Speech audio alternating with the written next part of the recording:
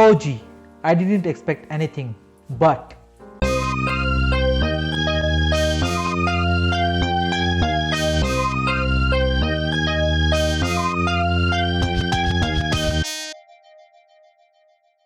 expectations lead to disappointment. Encore Games, a Bangalore-based game developer, officially announced the most awaited PUBG alternative, aka 4G, on January 26, and the meme fest began.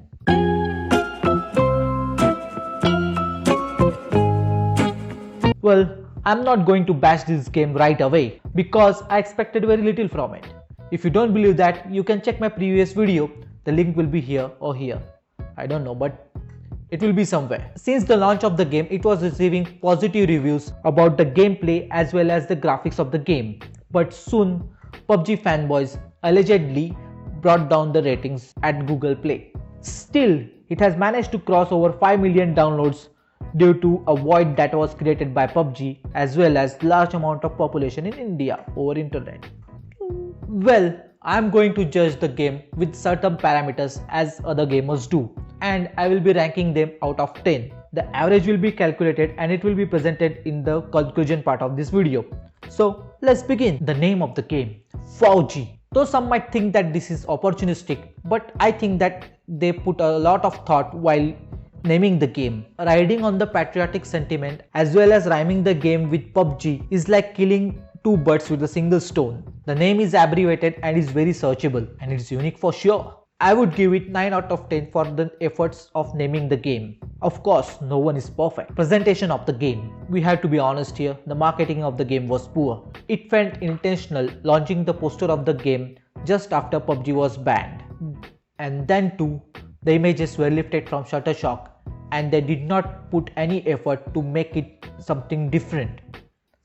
Even Simon Says made a lot of effort while making that thumbnail, and when the trailer was launched there were more negative reviews than positive ones. I would give it 3 out of 10, 3 for just being opportunistic. UI and graphics. I will give it to that. The UI and the graphics of the game are modern. The graphics of the game are good enough to catch your eye. It will make you stay for a while. The atmosphere of the game, the snow, makes it a very good visual experience. But at some point it becomes repetitive. Here, although we have quality, but we lack the quantity.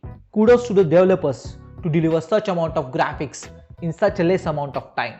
Yet, we expect more.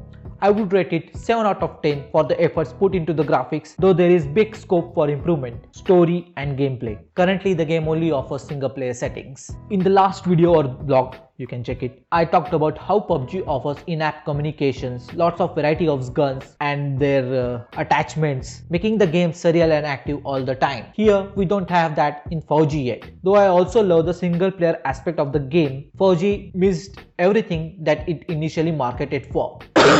With experience of playing multiple COD versions of the game with great stories, I think 4G missed the train of capitalizing story mode in a great way. Just punching enemies does not describe what our soldiers do at the border. Trying to ride on the patriotic wave for the love of soldiers and hate for China made them really complacent about story making. And the game doesn't have guns. Well, it's in initial state and I won't comment much about that now. As they added story mode, they can also have added Uri or other surgical strikes wherein a lot of planning went into, and that would have been very exciting gameplay. Overall, I am just gonna give 3 out of 10 for the gameplay. It's monotonous and bores you at the third checkpoint itself. I will wait until multiplayer version of the game arrives. Controls. एक ही button दबा दबा के थक गया हूँ bro. This was the first comment I saw on the internet, and I think I felt that too. There is a navigation system, a weapon choice, a single button for combat.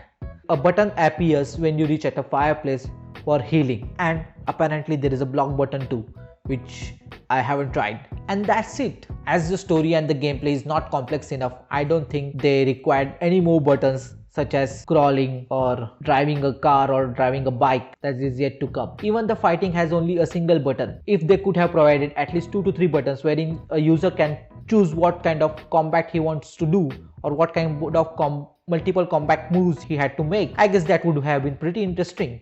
But they missed that too. And above all of that, the layout of the control is fixed.